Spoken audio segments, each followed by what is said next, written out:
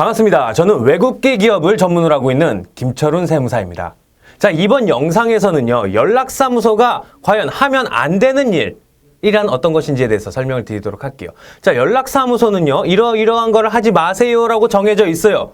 자, 반대로 말씀드리면 연락사무소가 할 수 있는 일은요, 바로 나와 있죠. 자, 예비적이고 보조적인 활동만 가능해요.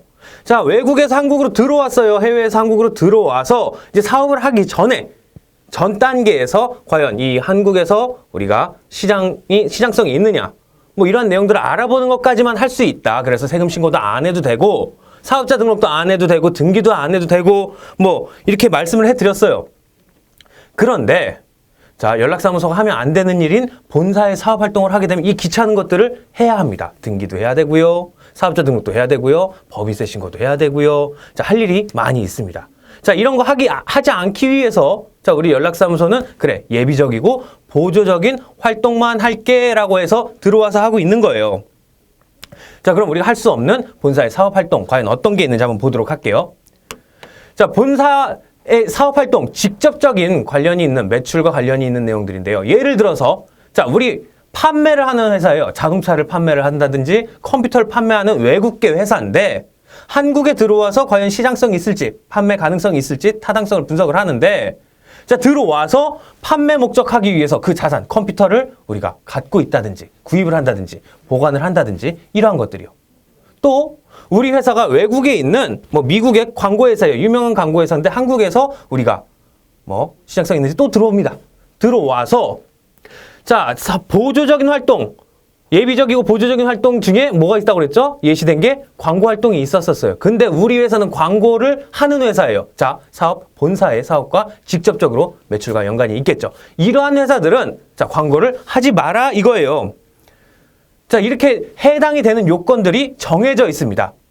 자, 국내 사업장으로 만약에 들어와서 매출과 관련된 거 하지 말라는 거 했을 땐 본사의 사업 매출과 관련이 있는 거 그리고 본사의 사업과 관련 있는 일을 했을 때 국내 사업장이 되고요. 이 국내 사업장에 해당하는 요건이 또 어떤 게 있는지 크게 세 가지가 있습니다. 자, 사업 장소가 국내에 존재를 한다. 또는 고정적으로 발생을 한다. 그리고 사업 활동, 본사의 사업 활동 같은 거를 수행을 하고 있다. 이렇게 되면은요. 어떻게 된다고요? 국내 사업장에 해당이 되고 국내 사업장에 해당이 되면 연락사무소가 아니라 국내에서 매출을 발생시키기 때문에 사업자 등록, 좀 전에 말씀드렸던 등기 이런 것들 귀찮은 것들 세금 신고까지 다 하셔야 됩니다. 자, 하나씩 한번 살펴볼게요. 첫 번째, 사업 장소의 존재입니다.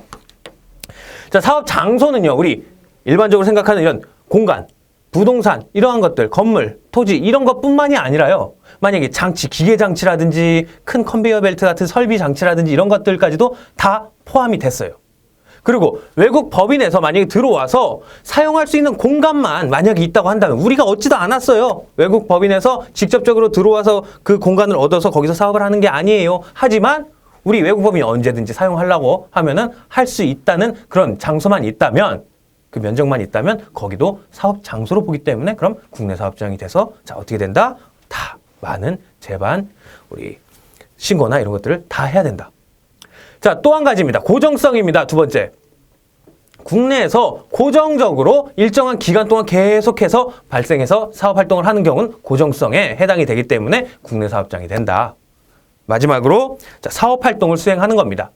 자, 사업 활동은 고정된 사업 장소를 통해서 수행을 하긴 하나 자, 사람이 우리가 와서 뭐 계약을 한다든가 물건을 판매를 한다든가 광고를 한다든가 이렇지 않더라도 단순히 기계, 자판기 이런 것들만 있다고 한다 해도 자판기 뭐죠? 우리 돈 넣고 물건을 뽑아내는 판매하는 기계 같은 거죠. 자, 이러한 것들만 있다고 한더라도 사업 활동에 해당이 되기 때문에 자, 이렇게 되면 어떻게 된다? 국내 사업장이 돼서 우리 다 많은 신고를 해야 됩니다. 귀찮아집니다. 자, 연락사무소는 이런 거 하지 말라고 했어요. 연락사무소는 보조적이고 예비적인 일들만 하라고 했습니다. 자, 이번 영상에서는요. 연락사무소가 하면 안 되는 일에 대해서 함께 알아봤습니다.